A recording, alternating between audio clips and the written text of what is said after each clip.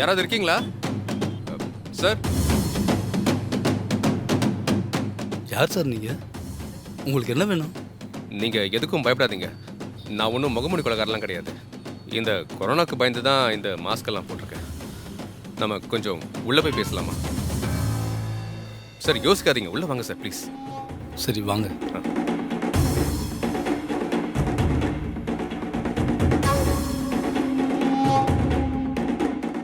Sir உங்களுக்கு என்ன வேணும்?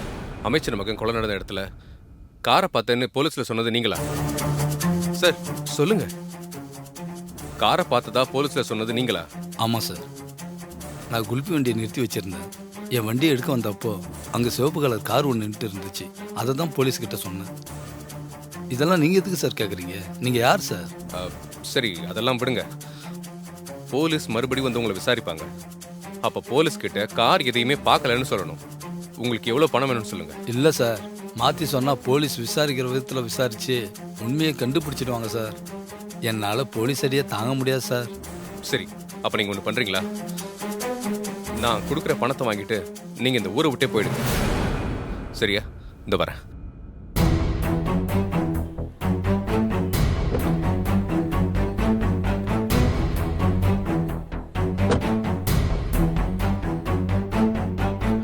இங்க பாருங்க, இதுல 5 லட்ச ரூபா பணம் இருக்கு. இந்த பணத்தை வச்சுக்கோங்க. எங்க ஏன் அப்படி பாக்குறீங்க? வச்சுக்கோங்க. இல்லை சார், எனக்கு வேணாம் சார். தயவு செஞ்சு புரிஞ்சுக்கோங்க சார். போலீஸ் இங்க தான் வந்துட்டு இருக்கு. நீங்க மட்டும் அவங்க கிட்ட மாட்டினீங்க, கடைசி வரைக்கும் கோர்ட்டு கேஸ்ன்னு அலைய வேண்டியது தான். அது உங்க வாழ்வாதாரத்தையே பாதிக்கும். இந்த பணத்தை வாங்கிட்டு போய் உங்க ஊருக்கு போய் ஏதாவது ஒரு தொழில் ஆரம்பிச்சுக்கோங்க. உங்களுக்கும் பிரச்சனை இல்லை, எனக்கும் பிரச்சனை இல்லை. சார் யோசிக்காதீங்க சார். போலீஸ் இப்ப இங்க வந்துட்டு இருக்காங்க. அந்த கொலை கூட ஒரு பொண்ணோட வாழ்க்கையை காப்பாத்துறதுக்காக தான் நடந்துச்சு. இது நீங்க அந்த பொண்ணுக்கு செய்யற உதவி மாதிரி தான். ப்ளீஸ் சார், இந்தாங்க பணத்தை வாங்கிக்கோங்க. அட வாங்கிக்கோங்க சார். ஒரு பொண்ணோட வாழ்க்கைக்கு உதவி செய்கிற மாதிரின்னு சொல்கிறீங்க சார், அதனால் நான் வாங்கிக்கிறேன். சரி, அப்போ நீங்க ஒன்று பண்ணுங்க. உங்க செல்போனை ஆஃப் பண்ணி வைங்க, இல்லைன்னா போலீஸ் ட்ரேஸ் பண்ணி வந்துருவாங்க. பண்ணிடுறேன். Okay sir. சரி, இப்பவே பண்ணுங்க.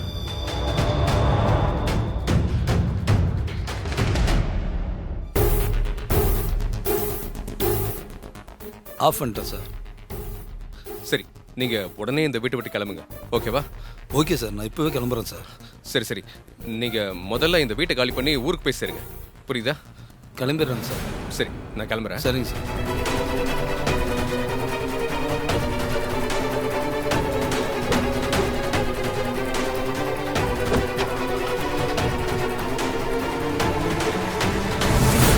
Excuse me sir. சொல்லுங்க மேடம். என் ஹஸ்பண்டுக்கு கால்ல அடிபட்டுருச்சு.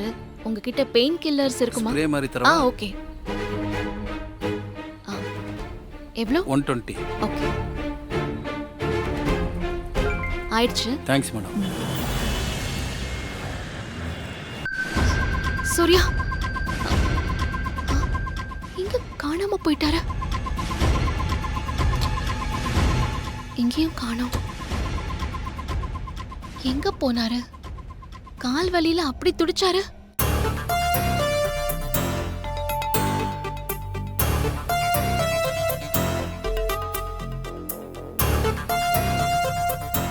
ஹாசினி, என்ன துர்கா, கையில ஏதோ மெடிசன் மாதிரி இருக்கு.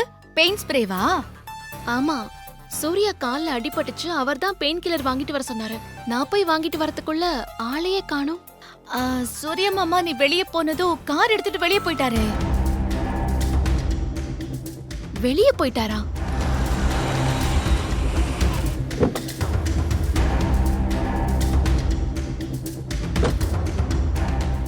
ஆஹா, என்ன சொல்றதுன்னு தெரியலையே. உள்ளதான் இருப்பா.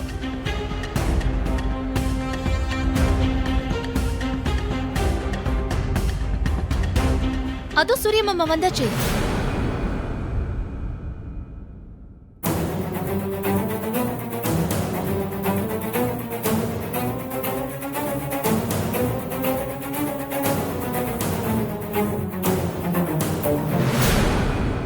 ஏங்க, எங்க போனீங்க?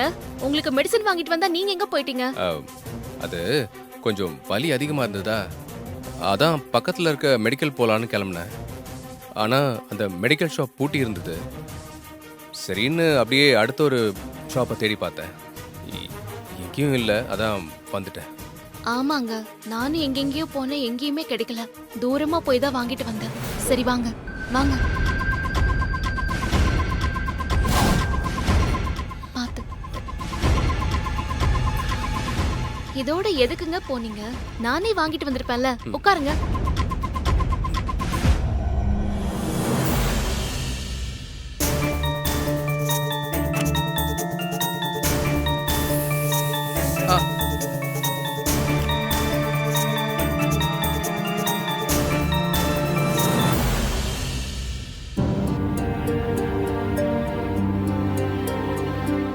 இப்ப பரவாயில்லையா? ஓகே தான். ஆமா, நீ எங்கேயோ கிளம்பணும்னு சொன்னல? ஆமாங்க. நீ போயிட்டு வா. சரிங்க. இப்ப பரவாயில்ல? பாத்துக்கோங்க.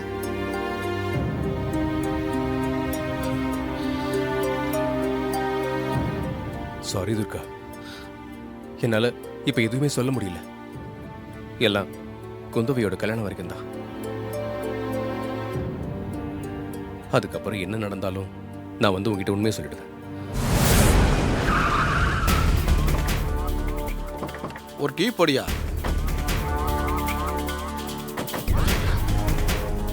இதான வீடு? இதான் மேடம். போய் அவனை கூட்டிட்டு வாங்க. Okay madam.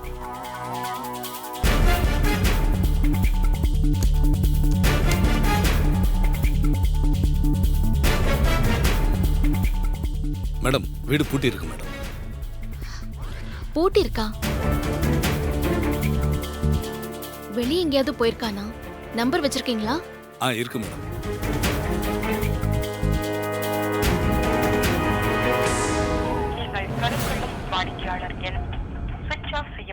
மேடம், சுவிட்ச் ஆஃப்னு வருது மேடம். ஸ்விட்ச் ஆஃபா? ஆமா மேடம். ஒருவேளை போன்ல சார்ஜ் போயிருக்கும்னு நினைக்கிறேன். உமா, அவங்கள கூட்டிட்டு வாங்க. Okay madam. மேடம் கூப்பிடுறாங்க, வாங்க.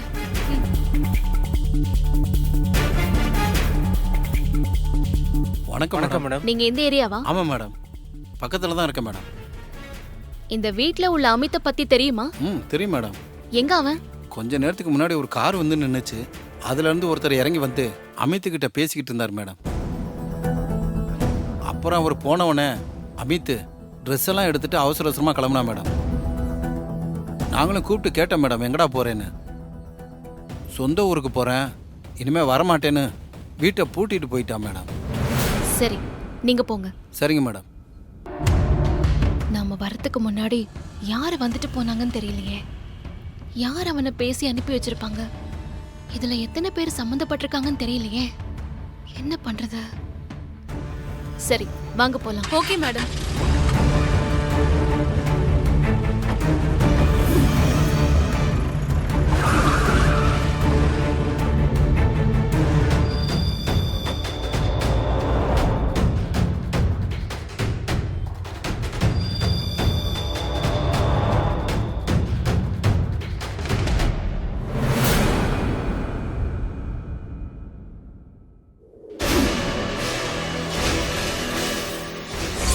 கொஞ்ச நேரத்துக்கு முன்னாடி ஒரு கார் வந்து நின்னுச்சு. அதுல இருந்து ஒருத்தர் இறங்கி வந்து அமித் கிட்ட பேசிக்கிட்டு இருந்தார் மேடம். சொந்த ஊருக்கு போறேன், இனிமே வரமாட்டேன்னு வீட்டை பூட்டிட்டு போயிட்டான் மேடம். எப்படி அந்த குல்ஃபிக்காரனை பத்தி அந்த கொலைகாரனுக்கு இன்ஃபர்மேஷன் தெரிஞ்சு அவன் அங்க போனான்?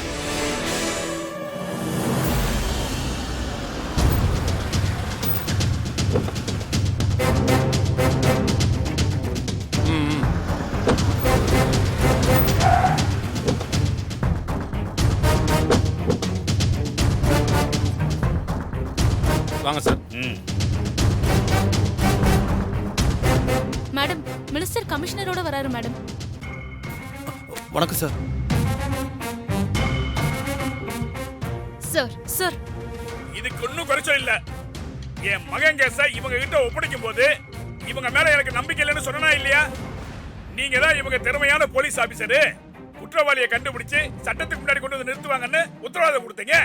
இவங்க என்கொயரி ஆபீசரா சார்ஜ் எடுத்து எத்தனை நாள் ஆச்சு? இது வரைக்கும் இந்த கேஸ்ல ஒரு ஆணியும் புடுங்கல. துர்கா, இந்த கேஸை உங்கள்ட்ட ஒப்படைச்சதுல இருந்து ஏன் இன்னும் எந்த ஒரு இம்ப்ரூவ்மெண்ட்டும் இல்ல? என்ன பண்ணிட்டு இருக்கீங்க? சார் என்கொயரி பண்ணிட்டே தான் இருக்கேன் சார். இது வரைக்கும் சரியான எவிடன்ஸ் எதுவும் கிடைக்கல. அக்யூஸ்ட் ரொம்ப கிரிமினலா மூவ் பண்றான் சார். கூடிய சீக்கிரம் நான் அவனை அரெஸ்ட் பண்ணுவேன் சார். ஆமா, அரெஸ்ட் பண்ணி கிழிச்சீங்க. கேஸ உங்ககிட்ட ஒப்படைச்சு இத்தனை நாள்ல எத்தனை பேரை விசாரிச்சிருக்கீங்க?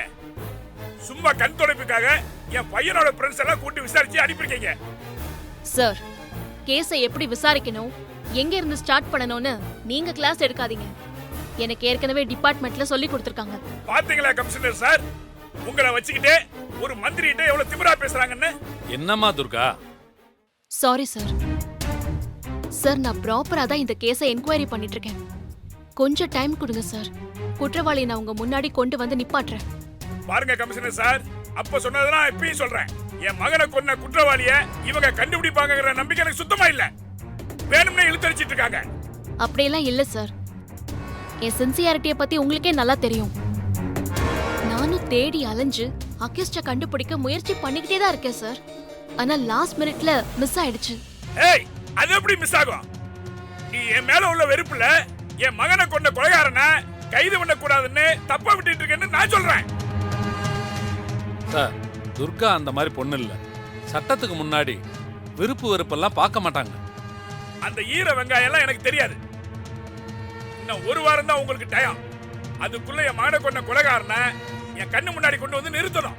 அப்படி இல்ல இந்த கேஸ சிபிஐக்கு மாத்தணும்னு சொல்லி பிரஷர் கொடுப்பேன். துர்கா, கேஸ் சிபிஐக்கு போனா நம்ம டிபார்ட்மெண்ட்டுக்கு தான் கெட்ட பேர். சீக்கிரம் குற்றவாளியை அரெஸ்ட் பண்ற வழியை பாருங்க. சார் நீங்க ஒண்ணு வரி பண்ணிக்காதீங்க சார். என்னால இந்த டிபார்ட்மெண்ட்டுக்கு கெட்ட பேரை வரவிட மாட்டேன். நான் இன்னும் ஒரு வாரத்துல அக்யூஸ்ட கண்டிப்பா அரெஸ்ட் பண்ணுவேன் சார். சரிம்மா, நீங்க டியூட்டியை பாருங்க. சார் இருங்க. இங்க பார், குற்றவாளியை கண்டுபிடிச்சு சட்டத்துக்கு முன்னாடி கொண்டு வந்து நிறுத்துவேன், கோர்ட்டுக்கு முன்னாடி கொண்டு வந்து நிறுத்துவேன்னு சொல்லி ஹீரோயின் மாதிரிலாம் டைலாக் பேசாத. என் மகனை கொண்டவனை ஏன் முன்னாடி கொண்டு வந்து நிறுத்தணும். அவன் யாருன்னு எனக்கு தெரியணும். அவனை ஏன் கையால கண்ட துண்டமா வெட்டணும். குற்றவாளியை கண்டுபிடிச்சு சட்டத்துக்கு முன்னாடி நான் ஒப்படைப்பேன். அதுக்கப்புறம் அந்த அக்யூஸ்ட நீங்க என்ன வேணாலும் பண்ணிக்கோங்க. அது நடக்காது. அது நடக்க கூடாதுன்னு சொல்லிட்டு இருக்கேன். திரும்ப திரும்ப அதையே சொல்லிட்டு இருக்கேன். என் மகனை கொண்டவனுக்கு என் கையால தான் சாவு. அதை மாத்தணும்னு நீ நினைக்காத.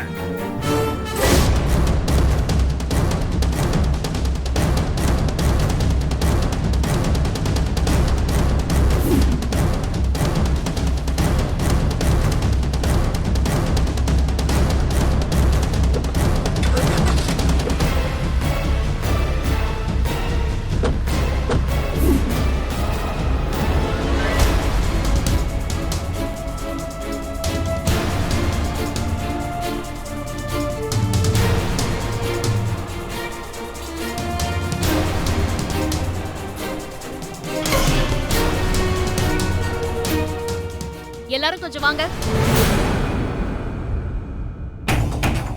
இந்த கேஸ்ல நாம ஒவ்வொரு எவிடன்ஸையும் கலெக்ட் பண்றது, சாட்சியை விசாரிக்க போறதுன்னு எல்லாமே ஸ்டேஷன்ல இருக்கிறவங்களுக்கு மட்டும்தான் தெரியும். அப்படி இருக்கும்போது அக்யூஸ்டுக்கு எப்படி தகவல் தெரியுது? அப்படின்னா இங்க இருக்கிற உங்கள யாரோ ஒருத்தர் தான் அவனுக்கு ஹெல்ப் பண்றீங்க.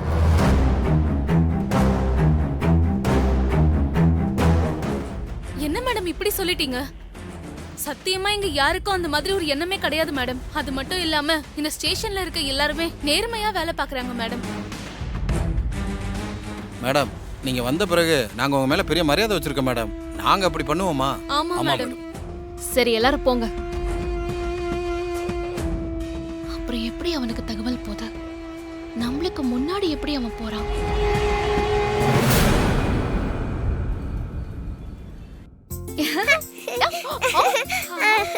என்ன ஹாசினி, நாகஜோதி வந்ததுல இருந்து நீ கொஞ்சம் ஃப்ரீ ஆயிட்ட போல இருக்கு. ஆமா பெரியமா, எல்லா வேலையும் அவளை இழுத்து போட்டு செய்யற தெரியுமா? ஒரு வாரம் தானே இருக்க போறோம்னு அவன் நினைக்க கூட இல்ல. கிராமத்து பொண்ணுல அவ அப்படிதான் இருப்பா. ஹாசினி, எனக்கு ஐஸ்கிரீம் வேணும்.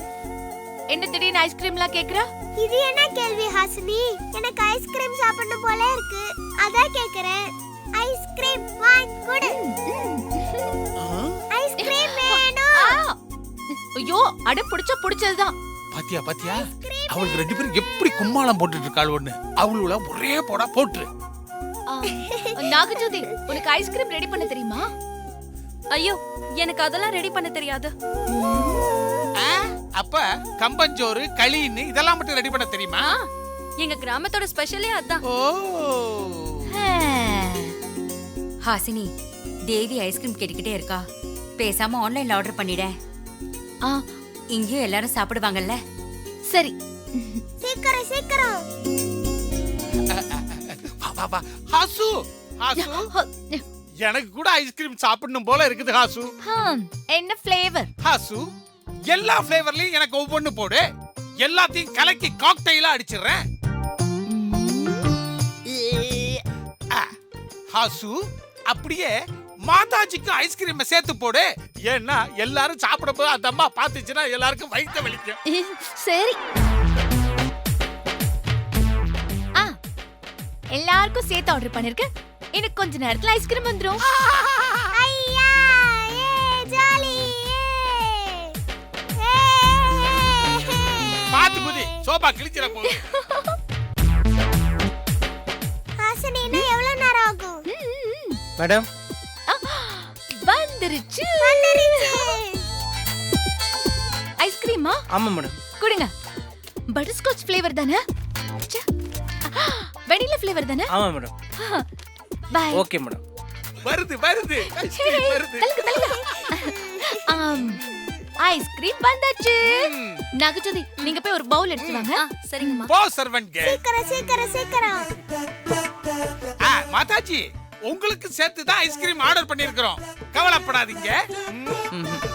எனக்கு ஐஸ்கிரீம் எல்லாம் வேண்டாம். அப்ப உங்களோட பங்கையும் நானே சேர்த்து சாப்பிடலாமா? ஜாலில வா வா, சீக்கிரமா வைக்கி. பவுல் வந்தாச்சு. சீக்கிரம் எடுக்கலாமா?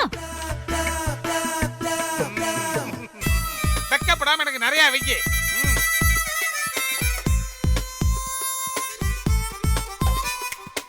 சீக்கிரம் ஹாசினி. இரு எடுத்து வைக்க வேண்டாமா?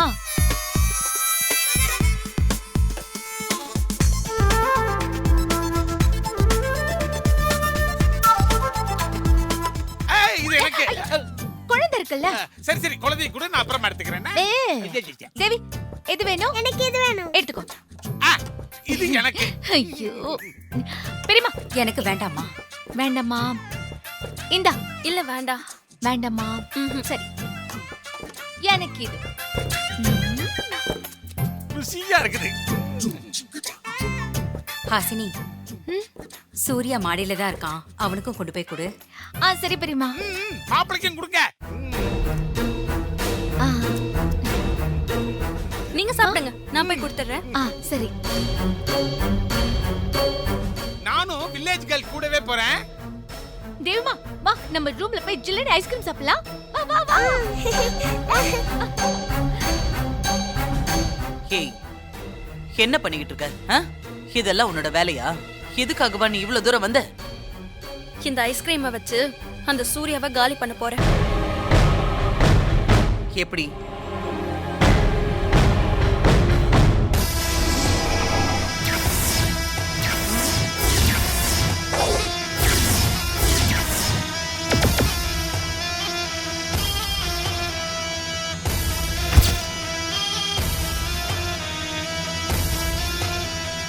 இது இப்போ பாம்பு விஷம். ஆனா அது யாருக்கும் தெரியாது. இந்த விஷம் கலந்த ஐஸ்கிரீம் சாப்பிட்ட அடுத்த நிமிஷமே அந்த சூர்யா காலி. இப்ப போலாமா?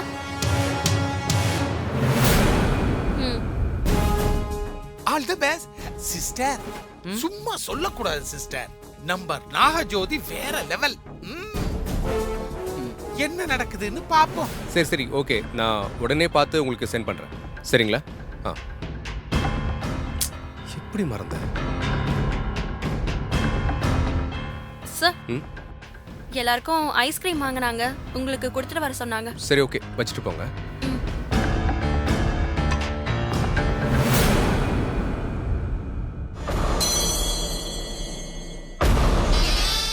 இந்த தடவை நீ என்கிட்ட இருந்து தப்பிக்கவே முடியாது. உன் உயிரை எடுத்து என் கணவருக்கு உயிர் கொடுக்க போறேன். ஏன் இன்னும் நிக்கிறீங்க? இல்ல சார், ஐஸ்கிரீம் உருகிடும். சரி பரவாயில்ல, நான் வேலையை முடிச்சு சாப்பிட்றேன், நீங்க போங்க. ச்சே, தின்னது போதும், போய் வச்சுட்டு வாப்ப. விட்டா எப்படி தின்னுக்கிட்டே இரு. திட்டுது பாரு. வந்துட்டேன். என்னாச்சு? ஏதோ வேலையா இருக்கேன், அப்புறம் சாப்பிட்டுக்கிறேன்னு சொல்றான். அதனால வச்சுட்டு வந்துட்டேன். இன்னும் கொஞ்ச நேரத்துல அவன் ஐஸ்கிரீம் சாப்பிடுவான். அப்படி சாப்பிட்டா நோர தள்ளி செத்துருவான். அப்ப போலீஸ் வந்து விசாரிச்சா என்ன பண்றது? பயப்படாதீங்க, இது பாம்போட விஷம். இந்த ஐஸ்கிரீமை சாப்பிட்டா பாம்பு கடிச்ச மாதிரி தான் நுர தள்ளி சாவாங்க. அப்ப பழி பாம்பு மேல போயிடும். போலீஸ்க்கும் கன்ஃபியூஷன் வராது, உங்களுக்கு எந்த பிரச்சனையும் இருக்காது. அப்பாடா. Sister, super sister. பேசாம நம்ம நாகஜோதிய நம்ம கூடவே வச்சுக்குவோம். அந்த பக்கம் ஒரு புத்த கட்டி விட்டோம்னா அது பேசாம படுத்துக்கும். வாயை மூடு. சரி, நீ மேல போய் அங்க என்ன நடக்குதுன்னு பாரு. போ. சரி.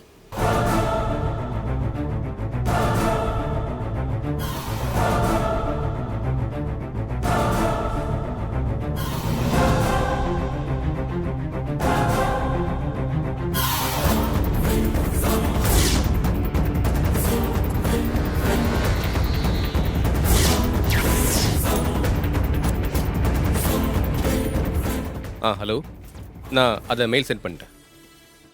நீங்கள் கொஞ்சம் செக் பண்ணிட்டு சொல்கிறீங்களா? Okay, thanks.